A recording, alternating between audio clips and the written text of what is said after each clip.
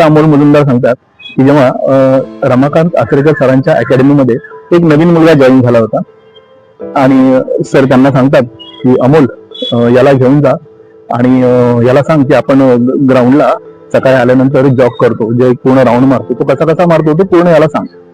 मग अमोल मुजुमदार त्या नवीन विद्यार्थ्याला, नवीन ऍडमिशन झालेल्या विद्यार्थ्याला घेतात आणि त्याला सांगतात की हे बघ, ज्या रोडने गेलं ना की मग आपल्याला त्या तिकडनं जायचं, मग तिकडून बंगालला देईल, मग तसंच त्या रोडने पुढे गेलं की मग या रस्त्याने असंच खाली गेलं की हा हा असा असा करत करत करत आणि तितक्यात मागणं अमोल मुजुमदार यांना एक टपली बसलाय. अमोल मुजुमदार मागे वळून पाहतात, सर रमाकांत आचरेकर असतात. आचरेकर सर म्हणतात, अमोल अरे गाढवा, हे रामायण काय सांगत बसलायस त्याला सरळ सांग की हे सर्व पिचेस जे आहेत ग्राउंडच्या आतमधले त्यांना आतमध्ये ठेवायचं आणि बाहेरच्या बाजूने ग्राउंडला संपूर्ण प्रदक्षिणा घालायची.